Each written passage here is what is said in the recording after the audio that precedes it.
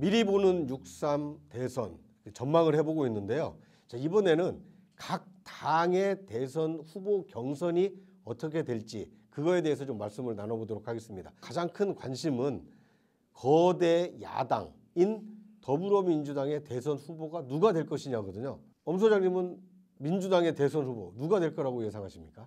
민주당 대선 후보는 사실상 이재명 전 대표죠. 사실상 거의 확정됐다. 네, 그렇습니다. 그리고 이제 경선을 하는데 친명 일각에서 나오는 아름다운 경선을 할 거냐? 아름다운 경선은 좋은 말로 쓰는 거고요. 조금 나쁘게 표현하면 들러리 경선이죠. 네. 그래서 그 적임자도 이미 정해졌다. 김경수 전 경남지사인데요. 사실 김경수 전 경남지사는 당초 이번 대선에서 개헌 프레임을 갖고 이재명 대표와 각을 세우려고 이제 준비를 했던 분인데 갑자기 광화문에서 단식 투쟁을 했어요.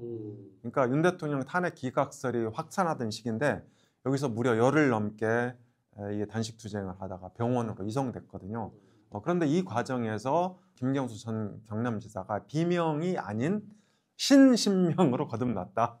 그래서 저는 김경수 전 경남지사가 아름다운 경선을 하거나 아니면 이재명 전 대표 추대로 결론이 나가나 둘 중에 하나라고 봅니다. 큰 의미가 없는 게 이미 국민들도 다 알고 있고 네. 그래서 거의 뭐 99.999%라고 보는데 뭐 100%라고 할 수도 있지만 김부겸 전 총리는 이제 불출마를 선언했고 네.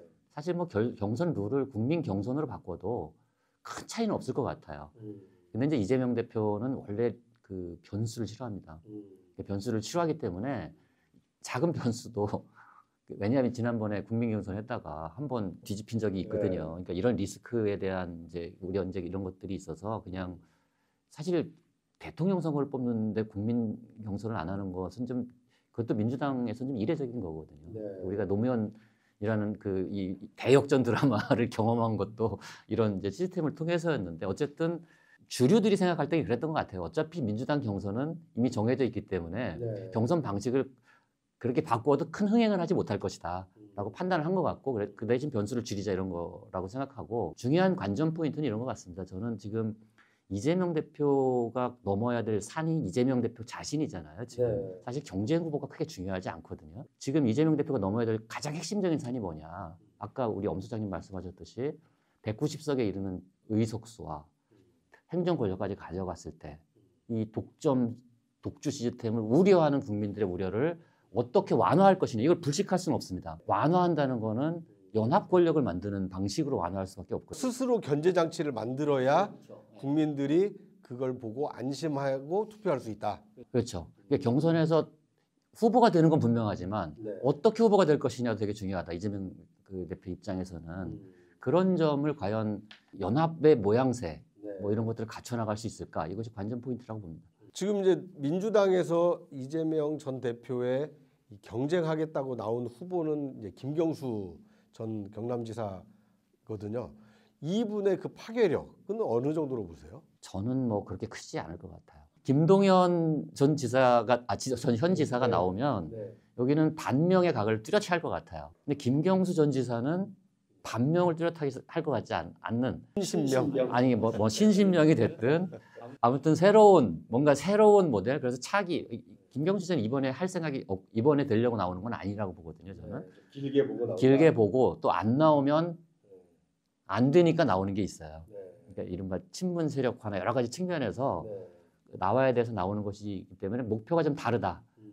근데 김동연 지사가 나오면 이분은 이번에 되려고 하기 때문에 굉장히 강한 반명 드라이브를 걸게 될 것이다. 그런데 이번 민주당 경선에서 저는 핵심적인 관전 포인트 중에 하나가요. 1997년 김대중 전 대통령이 당내 경선에서 77%를 얻어서 후보로 확정이 됐거든요. 그래서 이재명 전 대표가 이번 민주당 경선에서 77%를 넘어설 거냐. 이제 그게 굉장히 이제 중요한 포인트가 될 수 있을 텐데 이재명 전 대표가 의외로 그런 어떤 포트폴리오에 대해서 굉장히 되게 그 예민하게 반응하고 굉장히 이제 챙기고 이런 이제 성격이거든요. 그런데 김경수 전 경남지사가 어제 출마 선언하는데 세종으로 갔어요. 그죠?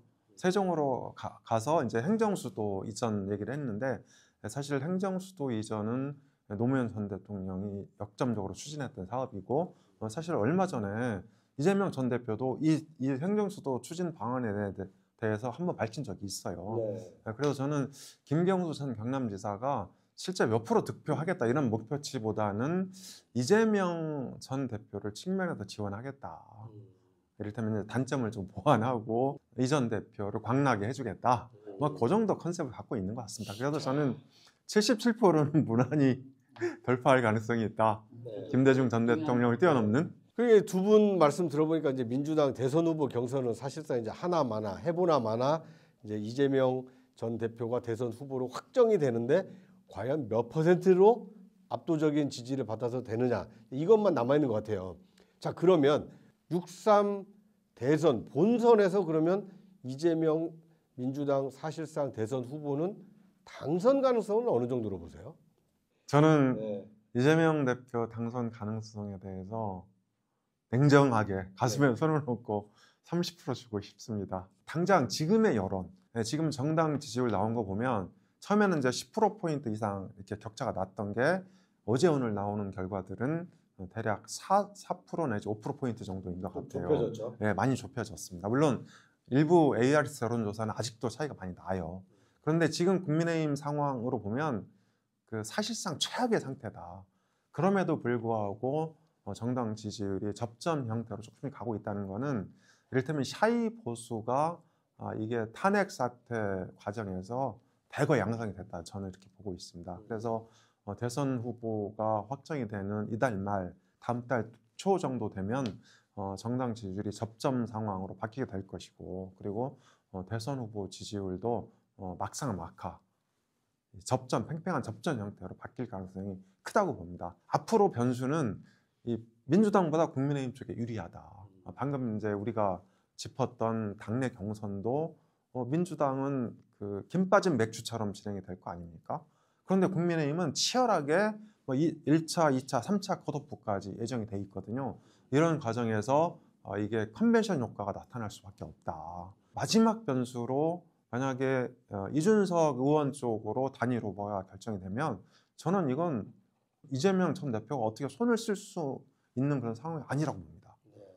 100% 이준석 의원의 당선 가능성이 있다.